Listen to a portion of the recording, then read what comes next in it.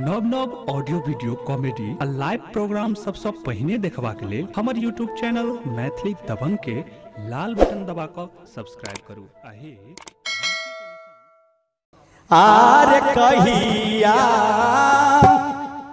हरब दुख मोरा यो बम भोला बाबा मोरा यो बम भोला बाबा। सुलेंद्र राय के पुत्र श्याम कुमार के तरफ से 51 रुपये के पुरस्कार आया। कहिया रब दुख मोर कहिया रब दुख मोर कहिया रब दुख मोरा यौ बम भोला बाबा मोरा यौ भोला बाबा कहिया रब दुख मोर कहिया रब दुख मोर।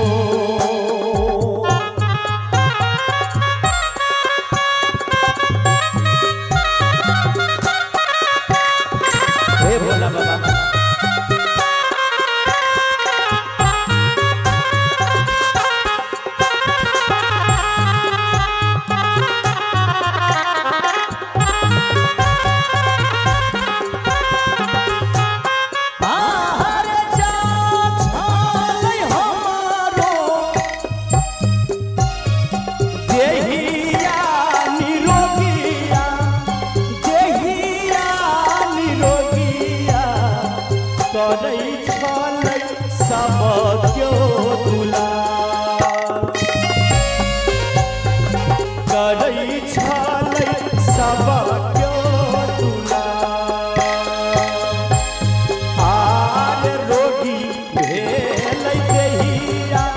कमजोरा भेलै शरीरिया कमजोरा भेलै शरीरिया जिंदगी बनलै पहाड़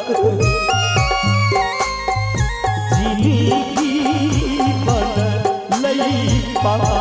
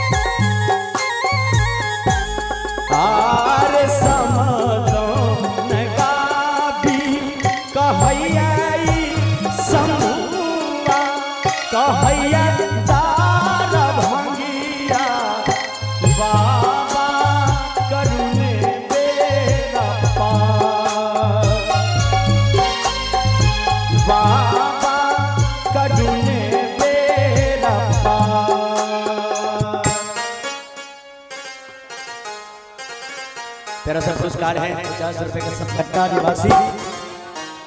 जय भगवान साहब ताली दबे अंत में सब आदमी अंत में जाए आरे समाधान का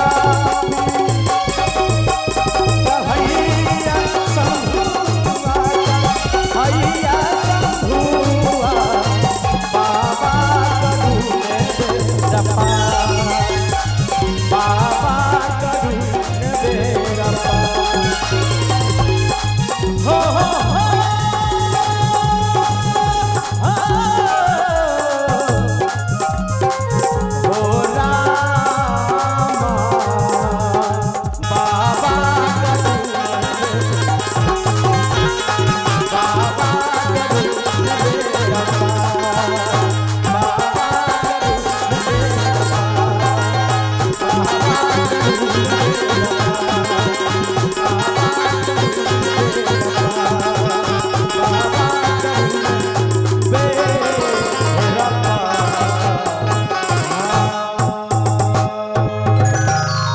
बोलो हर